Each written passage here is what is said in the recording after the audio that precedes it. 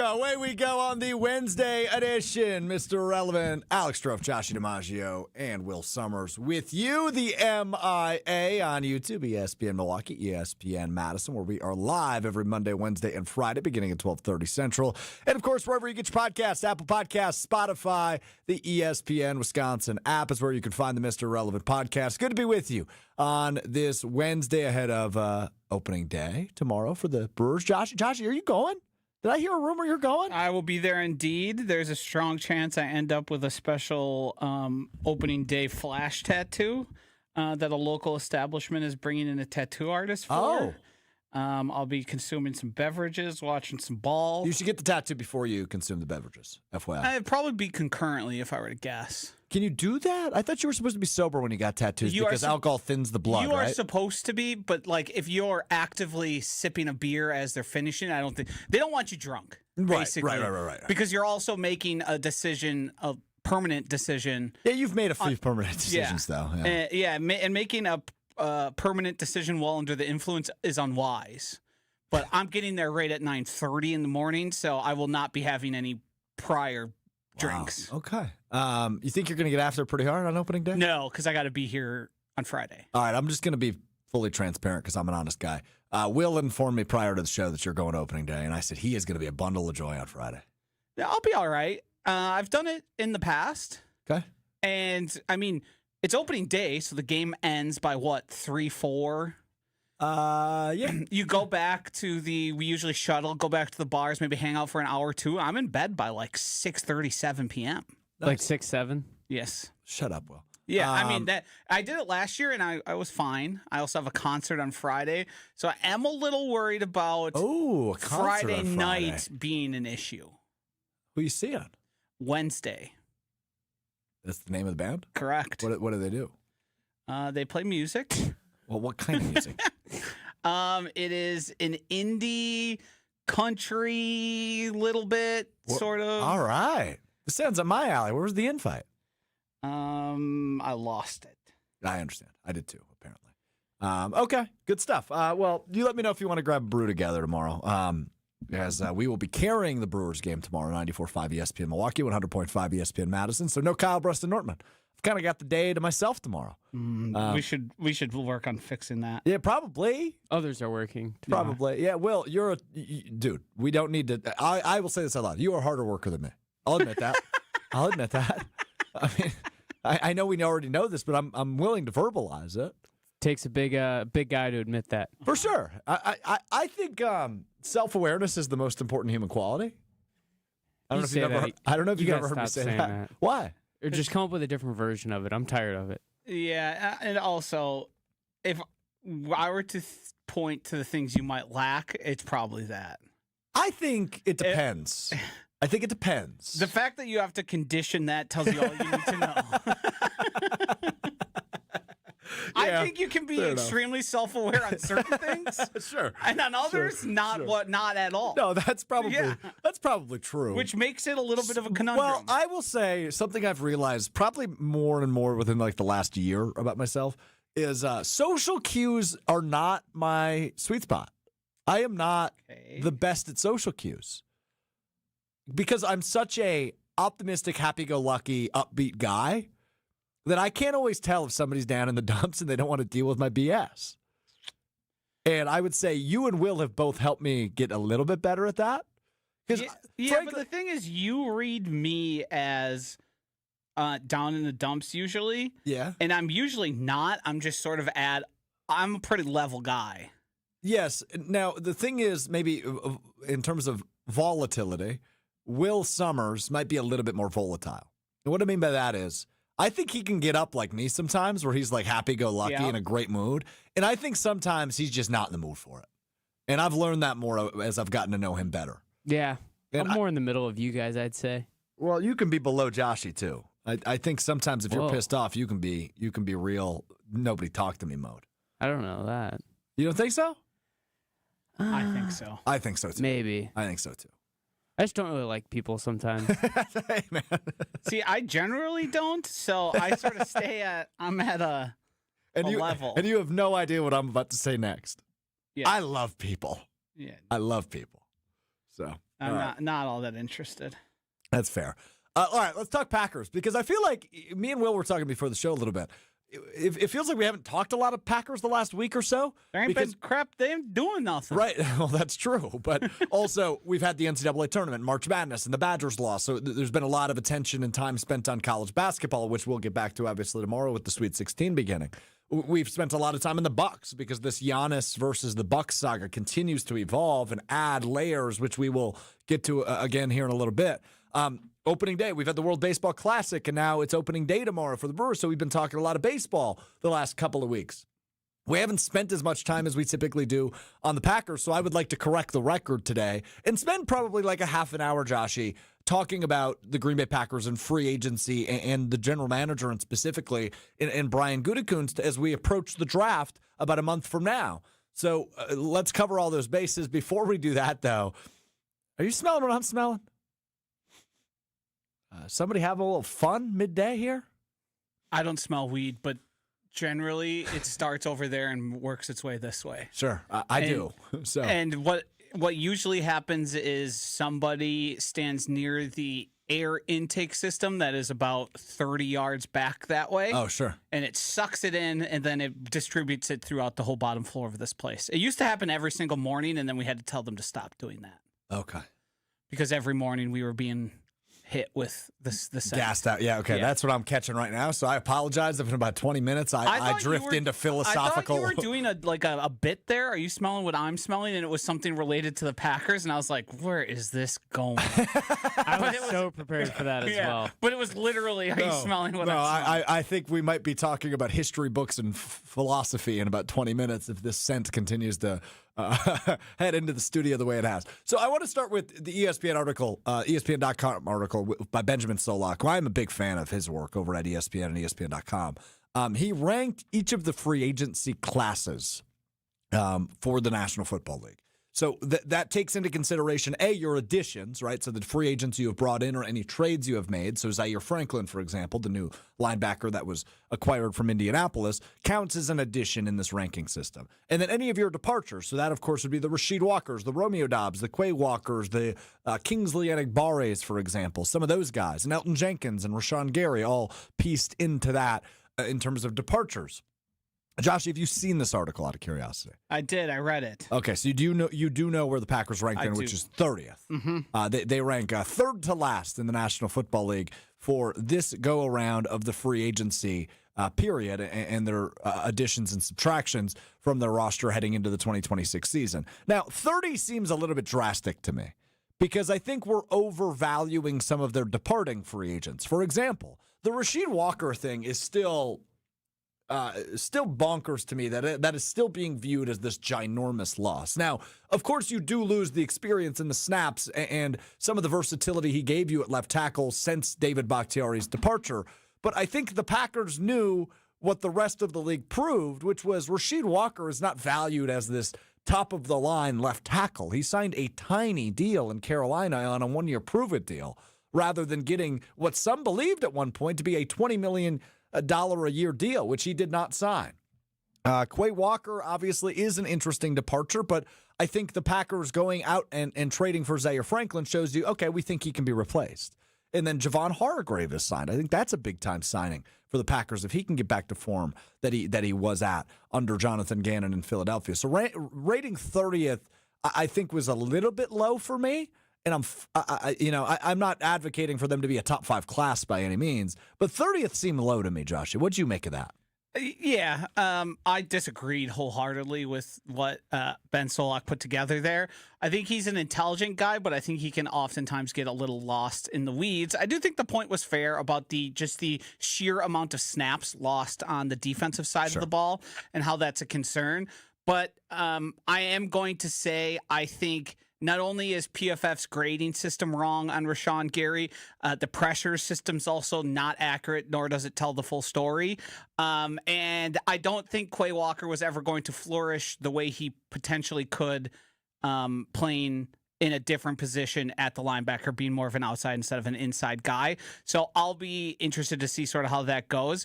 I think everybody, including basically the coaching staff and every person who's a Green Bay Packer fan has overvalued Romeo Doubs.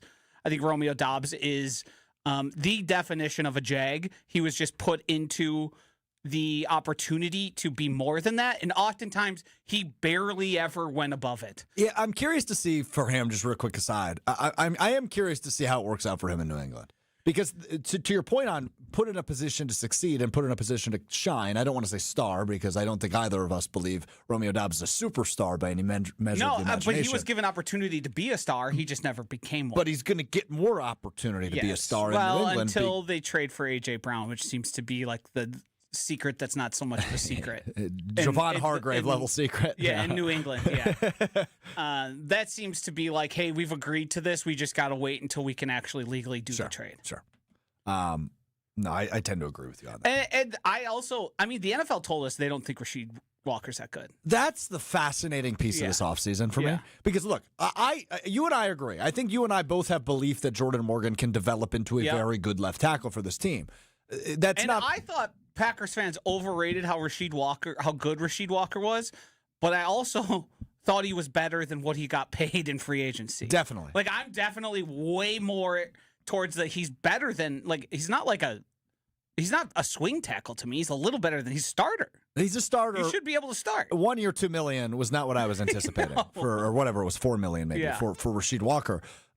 The thing that I had trouble with from the Packers fans' reactions, though, and you and I weren't this way, but we've referenced it before. KBN, Kyle Breston Nortman, with the show I produce in the afternoons on ESPN Wisconsin. Kyle, Ben, and Brad were all like, "This is crazy. They're letting him walk."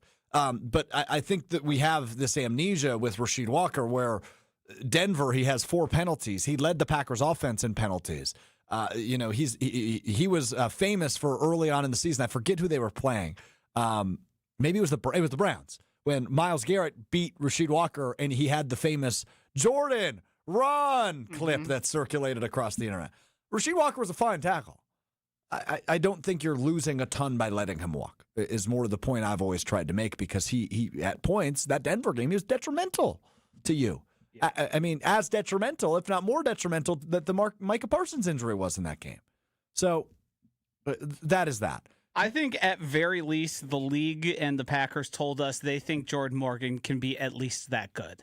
And he's cheaper than, actually, I don't know. Is he actually cheaper because of what he signed with the $4 million and one has a first-round draft pick? He's younger, put it that way. Right. Less mileage, I guess, and less propensity to potentially get injured, I assume. But I think they basically, everyone sort of looked at it and said, we have at least the same thing here. It might be a missed first pick and a little bit of a bust first pick, but there is a potential that he is a lot better, which I think is the case that the Packers are holding out for. I think about it almost in the same terms of Jordan Love. Remember Jason Wilde's wow throw things and then saying how he looked in training camp? And I'm not saying Jason was wrong. I believe he was being honest about that. But I think when guys actually get the opportunity and it's their job, a lot of them can rise to the moment and become much, much better. And I think that Jordan Love had all the time in the world to show signs like Aaron Rodgers did in camps, where everyone was like, this guy's got something here, and it's just a matter of time until the world sees it. No one said that about Jordan, and no one said it about both Jordans to this point. Good point. So to me, that's sort of the case I'm making for it, just because we're talking about the pedigree, the draft status, the physical ability. It's all there. Now, can you put it together? Now that you don't have to compete with all the...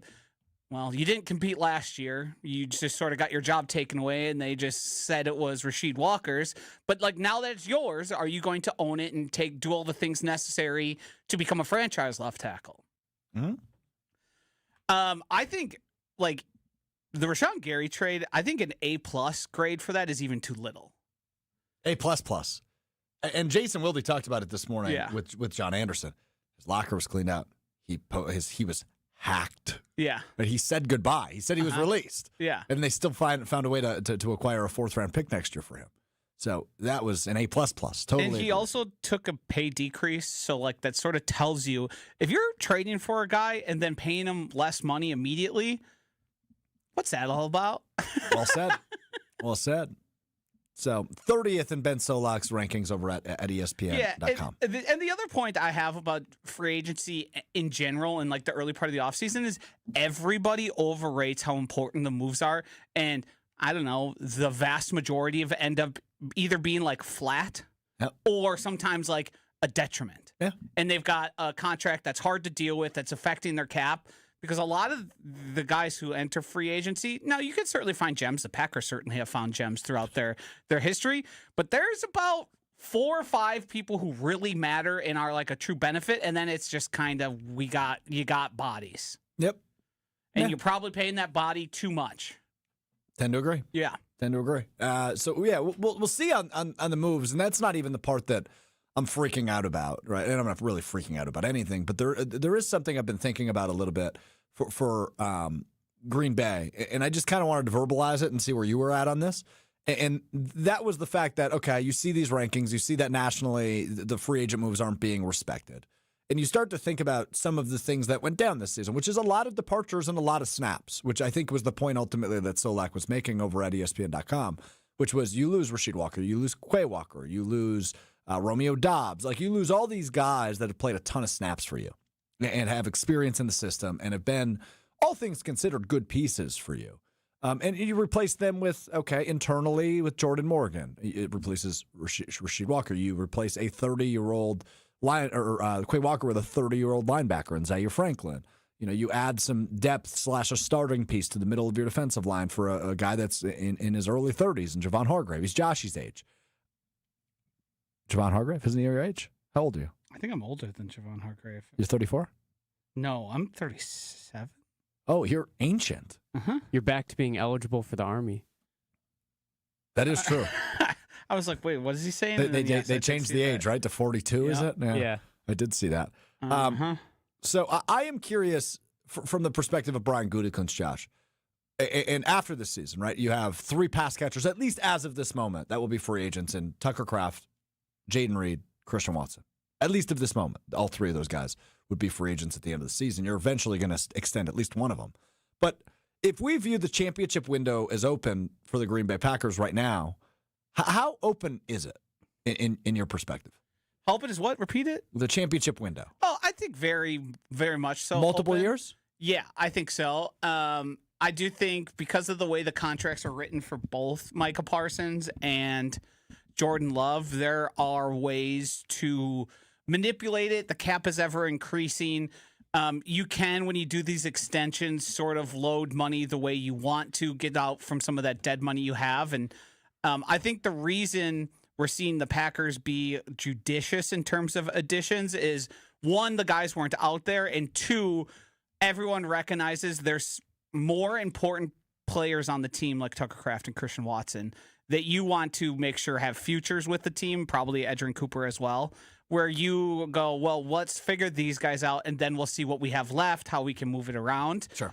I'm really interested to see what ends up happening with Christian Watson. I think Tucker Kraft is a no-brainer.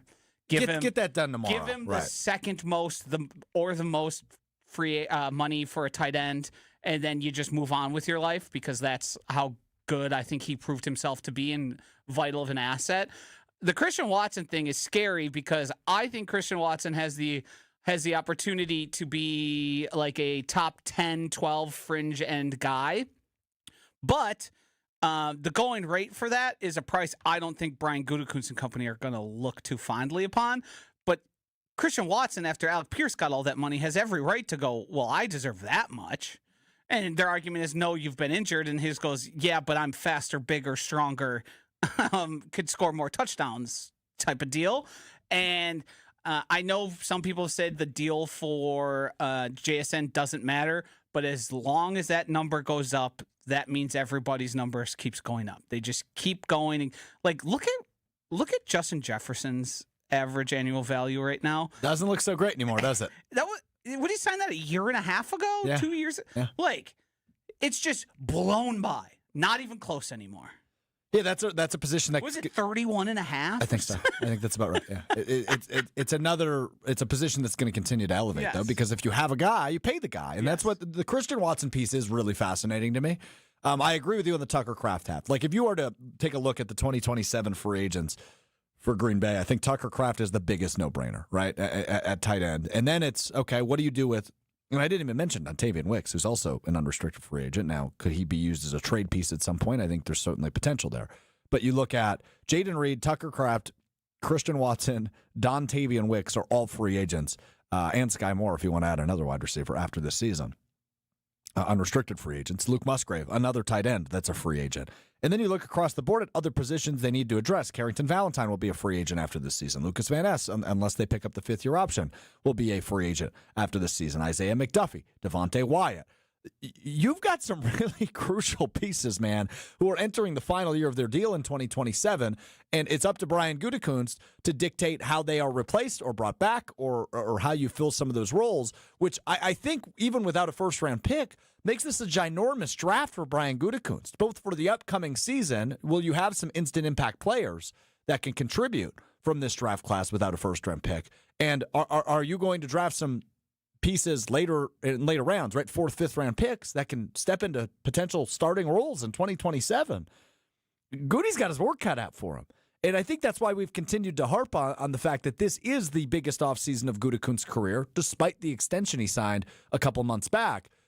There's a lot of figuring out to do in the near future with this roster. The good news for Brian Gutekunst is the two most important things he's done during his tenure as the general manager of the Packers is draft Jordan Love and trade for Micah Parsons, and you have those two guys locked up for the foreseeable future. But you need more than Jordan Love and Micah Parsons to win a Super Bowl. And Yeah. But with those guys, I view the window to compete as very open. But can you capitalize both this season and in the future when you have all these decisions to make? Christian Watson, Jaden Reed, Tucker Kraft, Lucas Van Ness, etc. Can you keep that window open for more than just 2026? The thing that has been made clear to me is the bet Brian Gutekunst and his cronies are making is Cronies. One, there's going to be internal improvement from the guys you have. You think maybe Jordan Morgan's an upgrade. You think Matthew Golden is maybe an upgrade from Romeo Dobbs, and you view the Zaire Franklin, if not the same, as a potential upgrade there. And sort of the moving around of positions. LVN, I think they probably look at it and go, well, we can get what we got out of Rashawn Gary out of LVN because he's going to give effort 100% of the time. Fingers crossed. Which is something you couldn't get from Rashawn Gary. True. And then there's going to be, hopefully we have better injury luck. We're not going to lose some of our most important players during the course of the season. And if they do, they'll be shorter term and they won't come at really bad times, a la the Edgerrin Cooper in the Bears game. Like, I think that's the bet they're making. And I don't think that's that bad of a bet. I, of course, would love the Packers to be as aggressive as possible. I would love for them to pull off some miraculous trade to nail Jalen Carter and end up with giving him an extension. Yeah. Is that possible? I mean, you always need two teams to function. Like, I think if the Packers are interested, I think that's a good job by Goody because that's sort of the piece to build, or one of the pieces to build around. Something he does deserve credit on is he is not valuing the draft picks. It's very funny how the conversation has changed to me too, because prior to Micah Parsons, it was, well, they're always in the mix. They're never going to make the deal. He loves his draft picks too much. Yeah. And then he goes out and just does it and pulls off, I don't know, the biggest trade of the past 5 years in the NFL. It's got to be the biggest trade in Packers history, I guess, aside from Brett Favre. But in terms of compensation and knowing what Correct. you're getting, yes, it's got to be the biggest. I mean, it was insane that Ron gave a first-round pick for a second-round pick the year prior. Thank God it worked. Thank God it worked. Yeah, I mean, it was quite a move by him, and I'm glad he was that forward-thinking on it. But, that's 2 first-round picks and Kenny Clark is a wild thing that I would, prior to the Ricky leaks and Ricky giving his sources, I thought was an absolute, this is nonsense. Right. This is here it goes and again. And then that moment occurred. Khalil Mack and everyone else, and then all of a sudden now he's here. And boy, are we lucky for it. We sure are. Absolutely the dude he was advertised, and hopefully he can come back. And they're looking at a rule if he starts on the PUP list, he could come back as soon as week 3. One of the proposal, rule proposals is what it's called right now? It's a proposal. It's not a rule yet. Yes. These are proposed changes to rules. So if you start the season on the PUP list, you don't have to sit out for 4 weeks. You could sit out the first 2 weeks and then be back for week 3, which is an interesting rule for the start of the season. Otherwise, it would be a 4-week thing the remainder of the season. But interesting rule nonetheless. Is Goody under more pressure than Matt LaFleur to succeed in the near future? No. You don't think so? No, I think his job is in much stronger territory than that of Matt LaFleur's. I think when you find a franchise quarterback that you then pay and lock up, and then you get Micah Parsons, that sort of tells the whole story. I also think, we're pointing to the 2019 and 2020 draft classes and the guys remaining from there. But the 2022, 2023, and 2024, like all those draft classes are looking pretty damn good. Yeah. With a lot of guys that you think probably got at really good values and were are pieces you view as sort of cornerstones of the franchise. Like Evan Williams and Javon Bullard are sort of afterthoughts to what's all taken place, but they are two guys that are going to play more than any other players on the field. Like they're going to be almost 100% players. Huh? And that's the type of stuff where I think for where Evan Williams was drafted and where he's viewed in league circles and the money he's about to make when that time comes up are going to tell a story of him being an extremely good football player. That's true. That part is totally true. And also, Xavier McKinney, like, look at the average annual salaries for safeties right now, free safeties in specific. He has every right to be knocking on the door going, hey, what the hell, guys? I should be paid. I'm better than all of these guys. and that's also another thing that worked extremely well in their favor. And I don't think you can discount that. I think you can point to some draft failures of Brian Gutekunst, and certainly several of them. Yeah. I think and the high end ones too are the ones that really stick out. But when you start boiling it down to, well, he's using every option at his disposal in a way that the Packers previously never had, and he's had some really big home run hits, it's hard to say this guy's job's at risk. When you look at Matt LaFleur, the way the season ended, the way many of their seasons have ended, I think it's right to have a focus on him as a potential, hey, we think you're good, but you might not put it all together here. Yeah, I think that's all fair. I tend to agree. The LaFleur piece of this is still, and you know I'm a LaFleur defender. Yep. That can be left unsaid. But I love listening to John Anderson today on Wilde and Tausch give his take. Why? Because I feel like I've been saying that forever, and I feel like I'm sort of alone in the... No, you are not alone. Don't act like don't act like you're the only one. People around here. Sure. And people who have the microphone, I certainly feel like I've been leading the charge more so than anybody about the anti-LaFleur stuff. And I think he's pretty good, but I also think he's been a detriment a lot recently, and he's been the reason for more losses than a head coach should be. Yeah, I don't know that that's necessarily untrue. The piece that I think is not talked about enough, though, is the draft. Maybe it is this time of year because it's almost draft season, but the draft failures. You know, it goes back to, okay, are the ingredients not good enough or is the chef not good enough? And I think you could make probably a case for both, especially last season. I think Matt LaFleur is a good, if not very good, football coach. Yeah. But this is a big year for him. And he is under more pressure to succeed in 2026. But Goody, between free agency and the draft, needs to come through too. Because if you're going to take advantage of a 27-year-old quarterback who's allegedly and should be in his prime, and Jordan Love, and obviously one of the best defensive players in football, Micah Parsons, this is the year to do it, man. No more 7 seeds. It can't be 7-seed town anymore. It's time to get back to competing for titles in Titletown. And that's kind of where I'm at on that. All right, Packers talk, baby. We did it today. Will, good for us, right? We're back on track. That was good. It was good. No more clavicular. For now. Yeah. Thank God. Let's move to Giannis and this Giannis saga. Josh, what was I at on Monday? 12.5? Yep. Statement from the National Basketball Players Association yesterday. Quote, the player participation policy was designed by the league to hold teams accountable and ensure that when an all-star like Giannis Antetokounmpo is healthy and ready to play, he is on the court. Unfortunately, anti-tanking policies are only as effective as their enforcement. Fans, broadcast partners, and the integrity of the game itself will continue to suffer as long as ownership goes unchecked.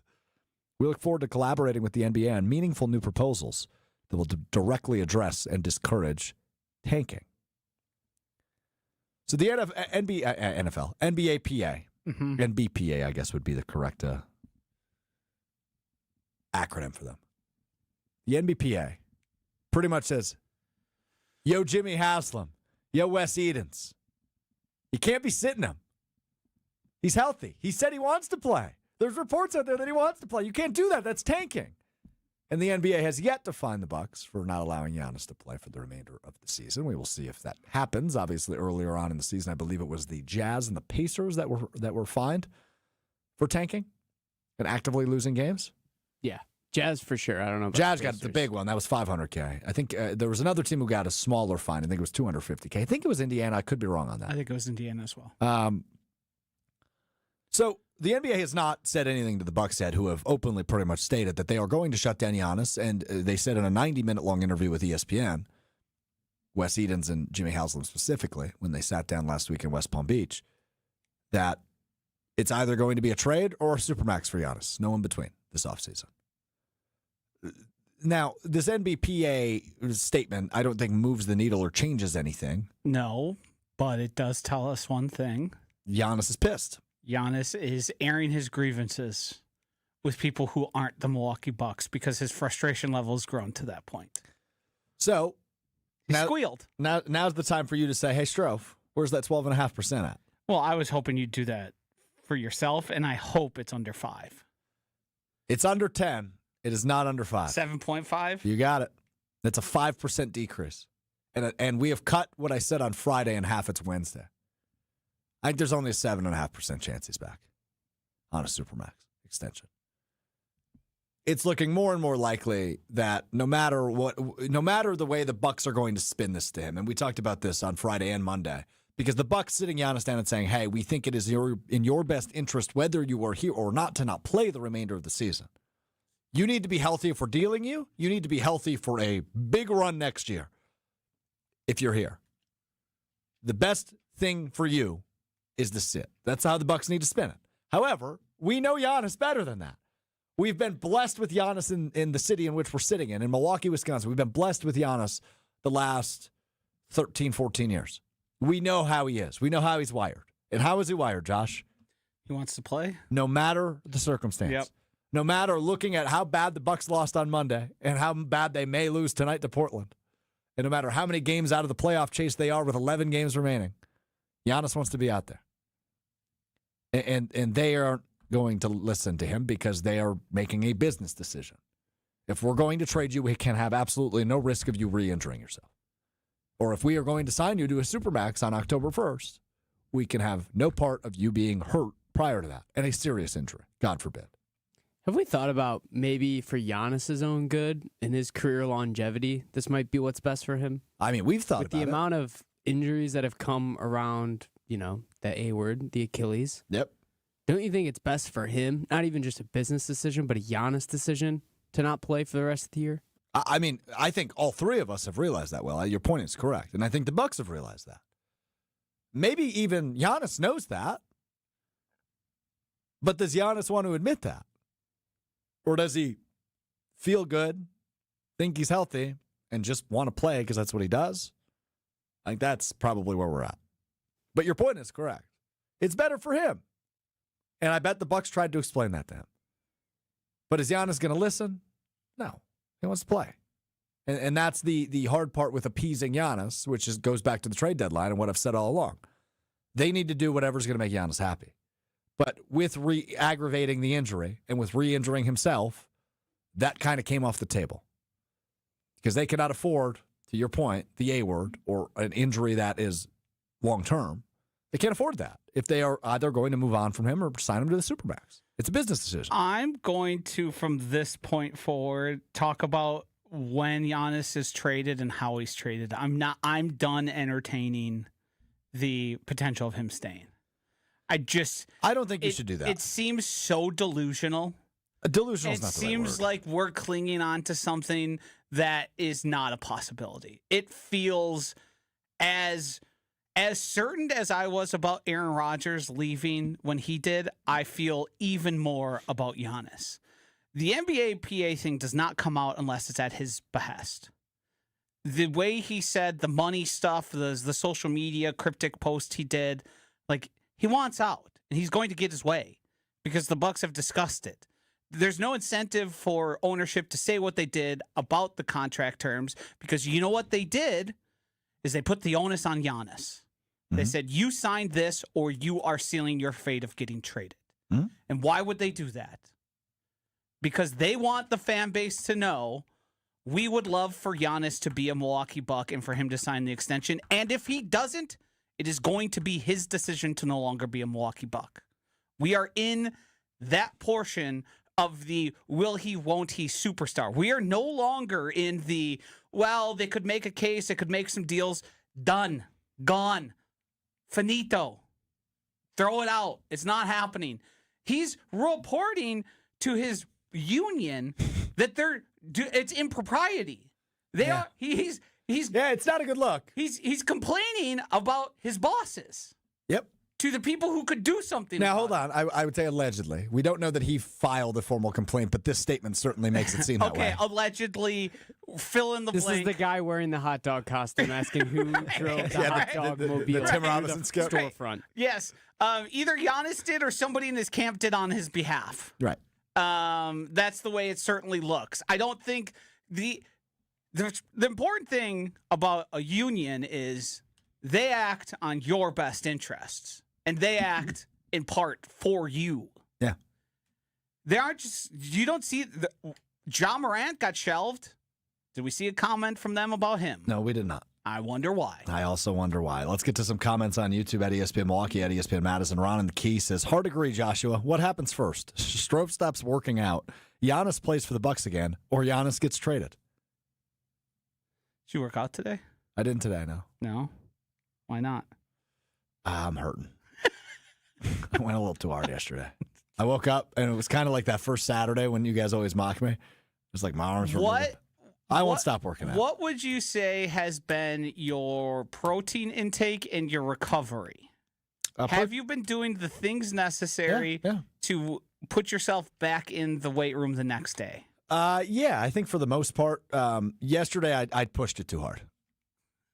I went real hard yesterday.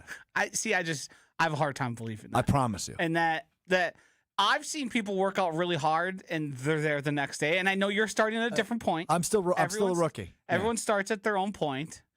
I just am suspicious. That's fair. So you're voting for what?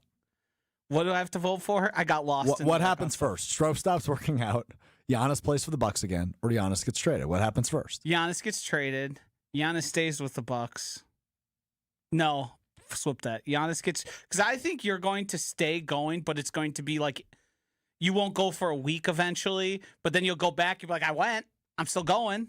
That's true. I think you're probably onto something there, to be honest. Yeah, your ease of going is it's in this building, and you live very close. So if you feel bad about something, or somebody makes a comment on KBN and they try and shame you, you could say, "I'll go tomorrow." And guess what? You're still going to the gym. You never stopped going. Yeah, so I still haven't figured out my perfect pace. How many times a week? It's also weird. Like, how many weeks has it been, and you're still like regularly sore? I mean, I guess it's a good thing because it shows that you're working hard. But at some point, your muscles should start to adapt and not be as sore. I've been so we started. You should be able to tolerate. We started with form, and now I'm starting to move up on weight. Right, so I'm pushing myself, like go into failure / like until my arms or legs give out. So yesterday was my highest weight day on every machine. I think. Now, will correct me if I like. I've worked with personal trainers before. I've done the whole thing. I think someone like you and where you're starting, you're probably better off not going to failure if that means you can get yourself to the gym sooner the next time. Yesterday, to keep working on other stuff. Yesterday was the first time I did it. Like to failure. Yeah. Until I can get one more rep. What's your take on that?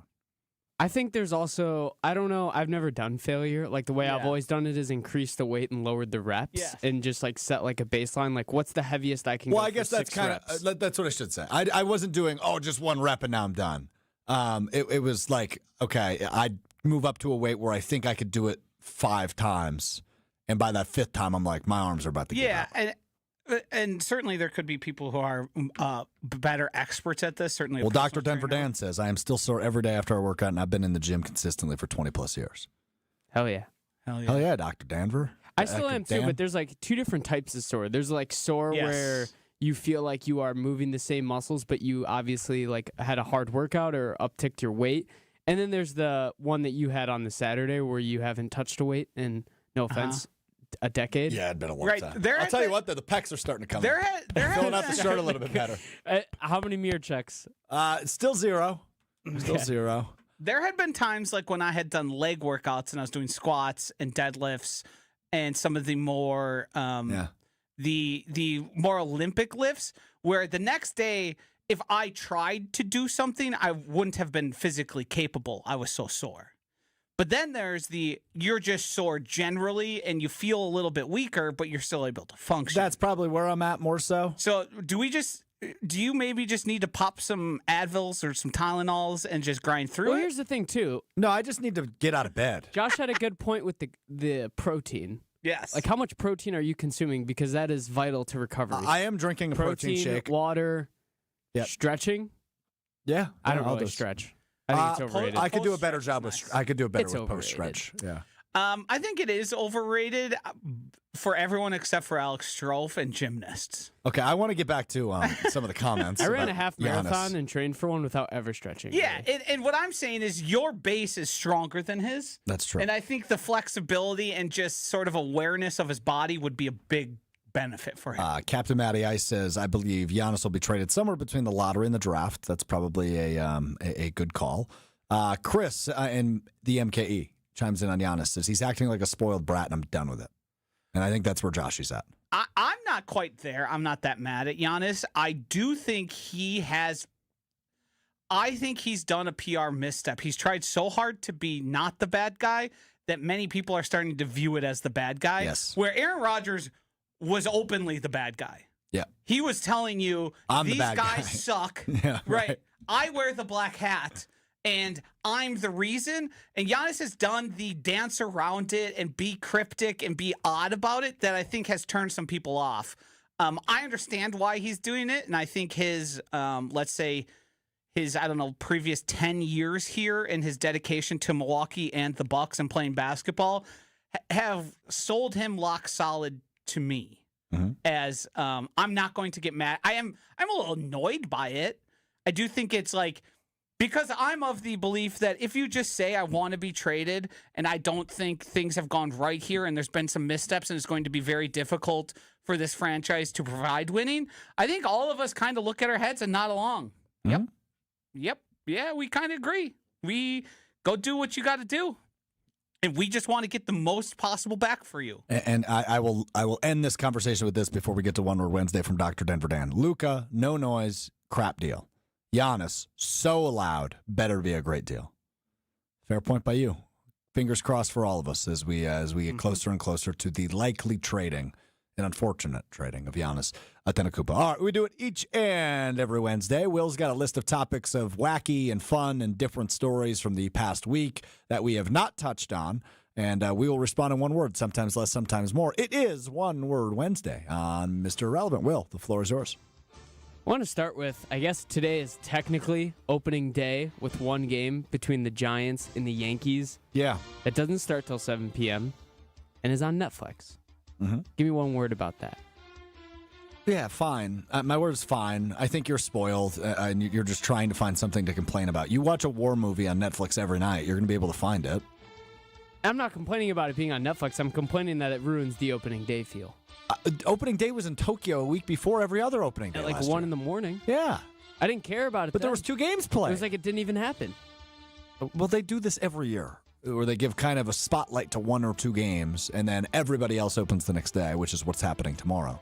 I think you're being a little spoiled about There this. should be one game, and I think it should be a day game. Opening day is a day game day. I think you're so wired to college basketball from the last week that you just want sports during the day. No, Yes. baseball's a day game sport. It is a day game sport. Yeah, I won't argue with that, but that's okay. My word is fine. I don't have an issue with this. I think it's a little stupid, so I'll go stupid. I think if you're trying to sell your opening day, it should be like, I know at this point it's played out, Yankees, Red Sox, but it should be something where it feels like there's stakes and it feels important if you're going to do the Netflix. Like, I understand why they have it solo on Netflix and it's ahead of everything else. It's because it was a sellable asset for the MLB, and Netflix paid a lot of money to put it on Netflix. Sure. So, like, that to me, I'm not going to tell them not to make money, but you could do better than the game you picked. And that to me is the disappointing part. Like, if you're a fan of those teams, you care, but give me something a non-fan would care about. Like, isn't Shohei just the guy we have to put on Netflix the first? Isn't that just how this has to go? Oh, yeah. Like, just play the superstar. Let me see it, and then find another one, whoever you think is the second biggest star. Put him against him. And there we go. Yeah, I mean, opening day, it's Aaron Judge, right? Right. Who's number 2? Well, and the Yankees. And the Yankees, who's brand number 1 or number 2, I guess, to the Dodgers these days. Also, love all the Yankees fans on Twitter saying, like, oh, finally, this is the year. Yeah. This is the team. It's like the exact same team they've rolled out, minus like Juan Soto. And they're like, this is finally we have a team. I got bad news. Until we get a salary cap, it'll never be anybody's year except the LA Dodgers. All right, what's next? Next thing we got, this is newly hired Providence head coach Brian Hodgson during his introductory press conference this week. Take a listen. I want to thank my family. Steve talked about it. My better half, my beautiful spouse here, Jordan, my son Jet, who you'll hear plenty throughout this speech. If you ever want to question my recruiting abilities, just take a look at my wife, Jordan. That's well done.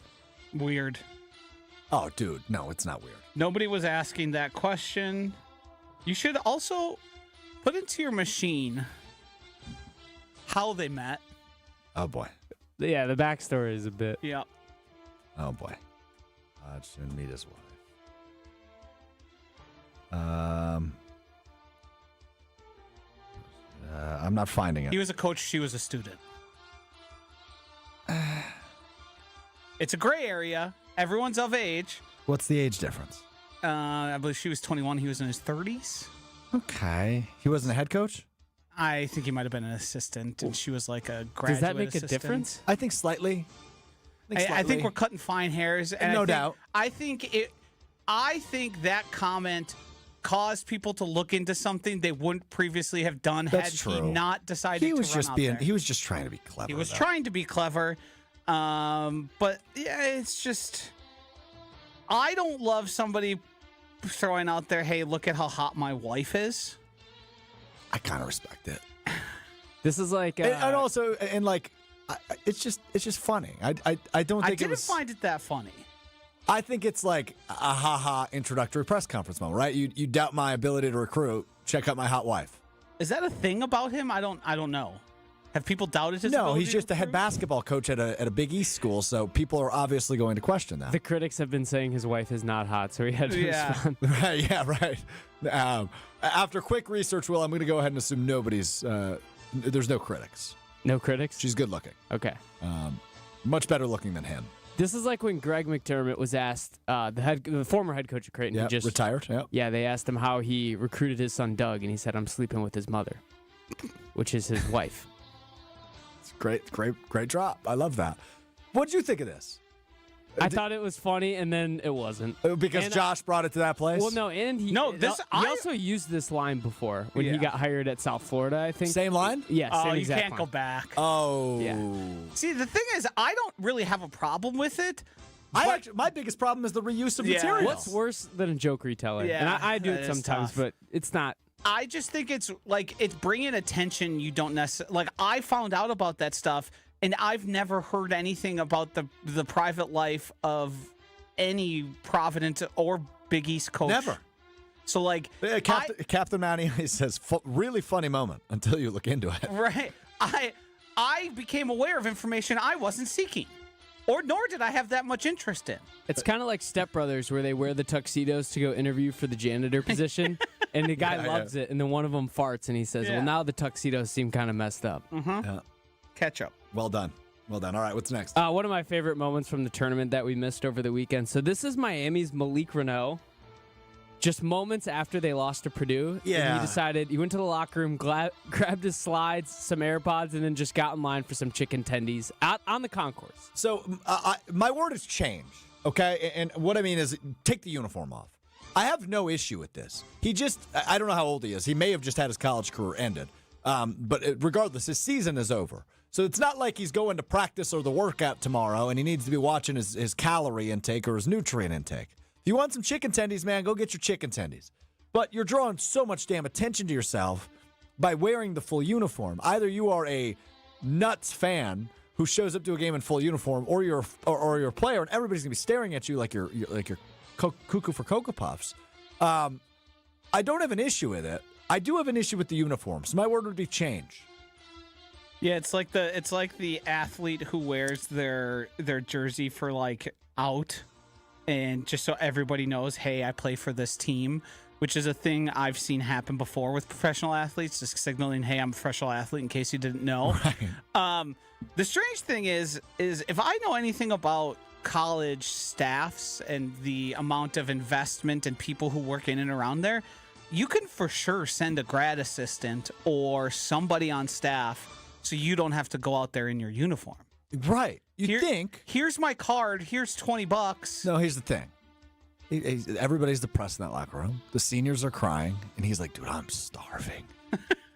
I think this rocks. I do too. Dude, I don't have an issue with it. Miami play, he carried them.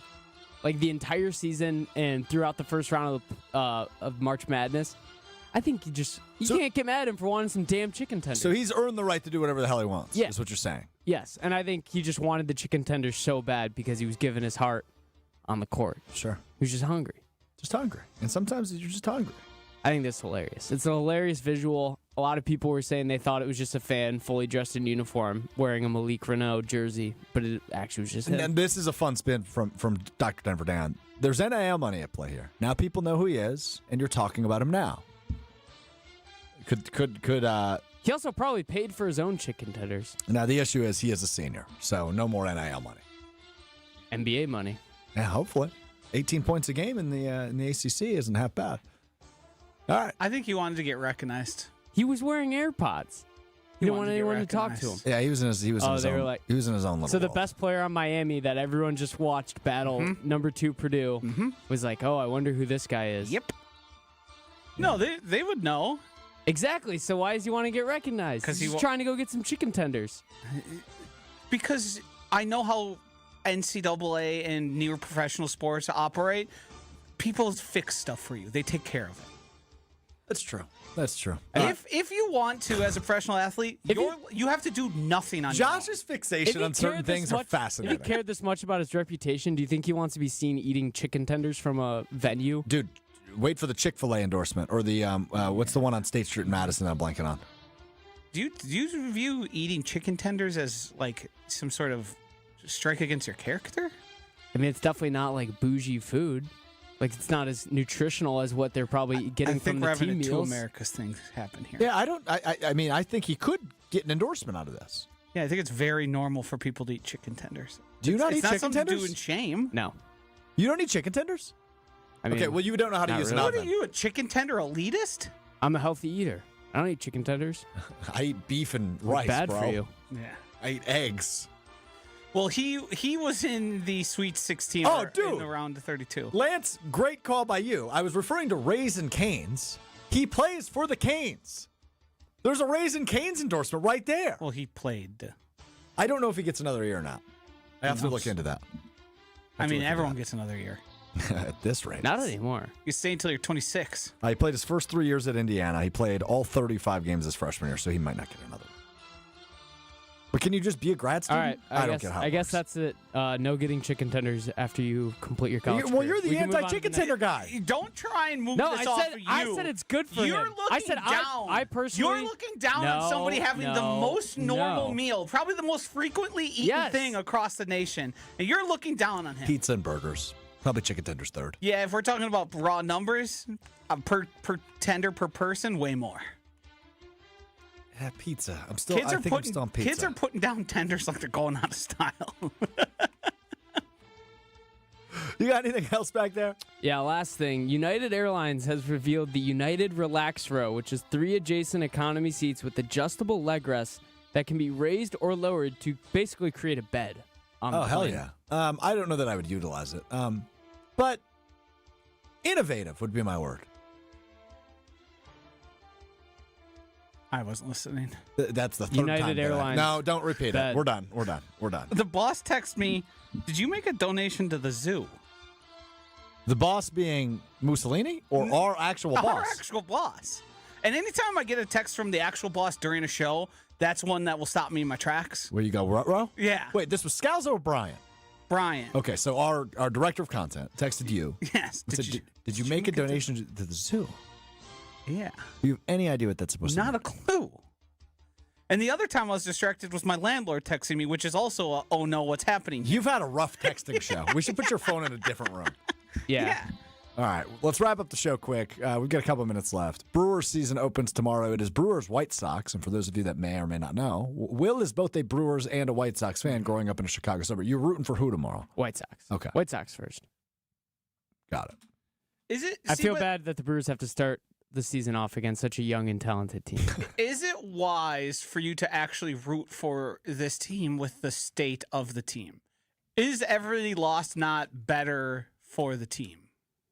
I mean, in the long Like a run, high here's scoring, what's going to happen. high-scoring, Here's what's going to entertaining happen. affair is probably, but a loss is probably the best. Here's what thing to I'm root rooting for. I'm rooting for the young guys to get a lot better, to make some cool plays, and then ultimately be probably a little bit below a 500 team.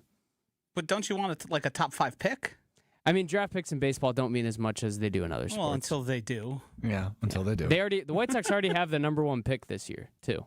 So Yeah. So you're really looking forward to like 2032. yeah, I want the young guys to play good. There's a lot of young talent that started the year or ended the year up in the big leagues, and it'll be interesting to watch. I mean, there's a chance the Brewers' first-round pick from last year is playing on the team. No, I'm this not season. saying that the draft picks mean nothing, but I'm saying that in the grand He's scheme of hitting things, nukes they off don't of mean Mason a ton. Miller. You don't want that? I mean, a lot of the guys that the White Sox have right now are draft picks. I'm ready for them to actually play good baseball. Yeah, well. Yeah. Until Jerry Reinsdorf sells or kicks the bucket, I think you're a little stuck. Over 85. Matt Ishbia. Over 85 and a half for the Yeah, Brewers? duh. Yeah, duh. Okay. We're on the same page there. Until that number, until I lose betting on that, we've bet on it, I think, the past 5 seasons. And it's hit every time. Every I think. single time. And it's climbed. It was in the low 70s. It may have not hit the 1 year when they missed the postseason. The Josh Hader year.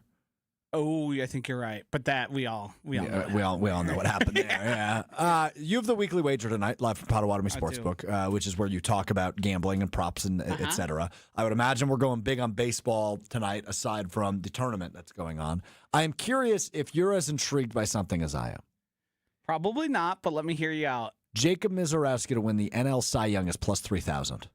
I think I have reservations, but if we're talking plus 3,000 and a long shot, why the hell not? With the way he throws the baseball, I don't want to rule it out. If he just gets really hot for 6 months. What sucks is the bet I would love and would fall over myself to bet on is Bryce Terang to win MVP.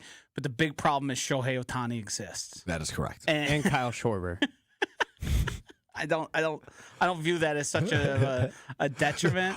Maybe Ronald Acuna Jr. Yeah, I mean, Shohei. If you Kyle go look Schwarber. at the odds, I will right now. Terang is down there. Oh yeah, There's probably like 25 players ahead of him. and I would love to bet it because I think he has a potential to be like a 30-30 guy with a platinum glove behind But Josh, him. to your point, Great, Shohei exists. It's correct. There's going to be no voter fatigue with Shohei. No, because he does cool stuff all the time, and you're just like, Shohei is minus 117 to win the MVP. yep, I might go take that. Bryce Terang is plus Those 10,000. are crazy odds. yeah, put $100 down. It's basically a free $75. If you saw $75 on the ground, you'd pick it up, right?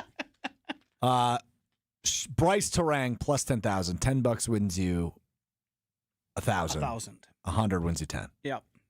And another fun one would be Jackson Chourio as well, who has a potential to become a 30-30 guy or a 30-20. That's true. Jackson Churrio's odds not as good, plus 3,000. Yeah. So The 10 thing would about win you those guys, 300. though, is it's got to start tomorrow. You got to do it all 162 games. Yeah. You can't slump. Yeah, the thing that excites me about Bryce Terang is he has gotten, and it's not just incrementally better, it's significantly better the past 3 seasons we've seen him. Sure. Every single season has been a significant uptick. I mean, the way he played in the World Baseball Classic is like, that's a guy that they couldn't take out of the lineup.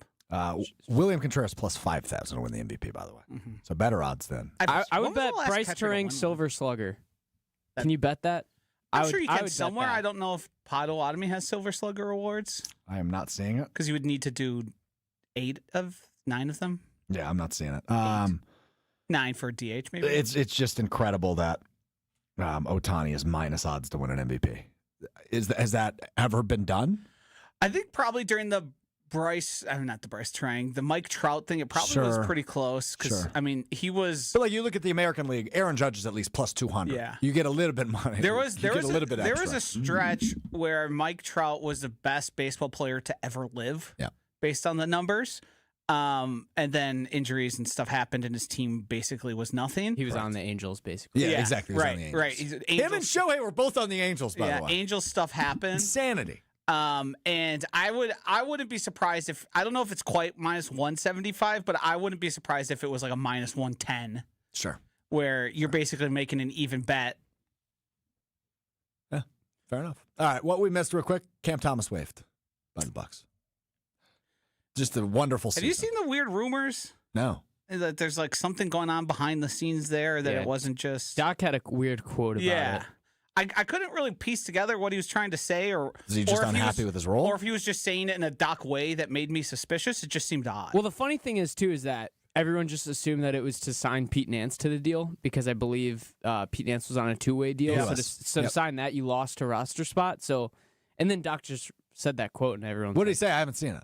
I'll look it up real quick. Yeah, it was strange and indicated it wasn't simply because he can't sign with a team that's going to be in the playoffs I know because that. of the timing of his release. Which is why I was so thrown off by it. So Right. Doc Rivers was asked why Cam Thomas fell out of favor with the Bucks coaching staff. Yep. And he just said there are things that we don't need to talk about. Okay. Well, that's the most Doc Rivers thing I've ever heard. It's not like your MVP came back No. like right after. No, it is not. I Could have blamed it on probably 5 other things. pretty strong feeling that things aren't so copacetic there in that locker room. All right, well, before we go, copacetic.